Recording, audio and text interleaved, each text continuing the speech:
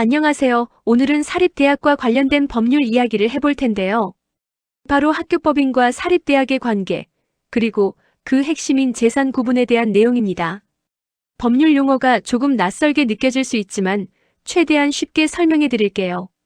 먼저 학교법인과 사립대학의 관계부터 짚어보겠습니다. 우리는 보통 대학교가 건물도 갖고 땅도 갖고 재산의 주인이라고 생각하기 쉽습니다. 그런데 법적으로 들여다보면 조금 다릅니다. 민법상 대학교 자체는 영조물, 즉 특정 목적을 위해 설치된 시설에 불과합니다. 법인격이 없기 때문에 재산을 직접 소유하거나 계약의 주체가 될 수 없어요. 그렇다면 진짜 권리 주체는 누구냐? 바로 학교법인입니다. 학교법인은 사립대학을 설립하고 운영하는 주체로서 그 대학이 보유한 모든 재산의 실질적인 소유자입니다. 따라서 학교법인은 학교 경영에 필요한 시설, 설비, 재산을 반드시 갖추고 유지해야 할 법적 의무도 지고 있습니다. 다만 한 가지 흥미로운 점이 있는데요.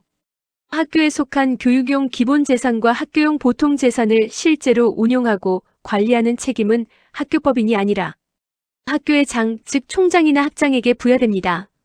소유는 법인이 하지만 운용은 학교장이 맡는 구조인 거죠. 그렇다면 이 재산들은 어떻게 분류될까요? 크게 두 가지로 나뉩니다. 기본재산과 보통재산입니다. 기본재산은 말 그대로 학교법인의 근간이 되는 핵심 재산입니다. 부동산이 대표적이고요. 정관이나 이사회 결의를 통해 기본재산으로 지정된 재산, 그리고 매 회계연도 세계인여금 중 적립된 금액도 여기에 포함됩니다. 보통재산은 기본재산을 제외한 나머지 모든 재산입니다. 보통재산은 다시 사용 주체에 따라 법인용과 학교용으로 구분됩니다. 법인이 직접 쓰는 재산이냐, 학교 운영에 쓰이는 재산이냐에 따라 나뉘는 거죠. 이제 기본재산을 좀 더 세밀하게 살펴보겠습니다.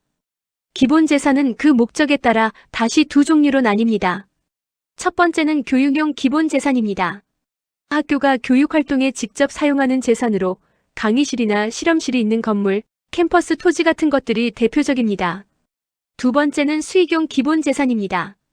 이름에서 알 수 있듯이 학교 운영에 필요한 재원을 마련하기 위해 수익을 창출하는 재산입니다. 임대용 부동산처럼 토지나 건물이 될 수도 있고 주식 같은 유가증권이나 신탁예금 형태로 운용되기도 합니다. 교육용 기본재산은 학교를 직접 굴리는 데 쓰이고 수익용 기본재산은 그 학교를 재정적으로 뒷받침하는 역할을 한다고 보시면 됩니다. 오늘 설명드린 내용과 관련된 구체적인 기준과 요건들은 사립학교법, 대학 설립 운영 규정 등 여러 법령에 상세히 규정되어 있습니다. 더 깊이 알고 싶으신 분들은 국가법령정보센터 또는 해당 학교법인의 정관을 직접 찾아보시는 것을 추천드립니다. 오늘 영상이 도움이 되셨다면 구독과 좋아요, 알림 설정 부탁드립니다. 실무에서 궁금하신 점이나 다뤄줬으면 하는 주제가 있으시다면 댓글로 편하게 남겨주세요.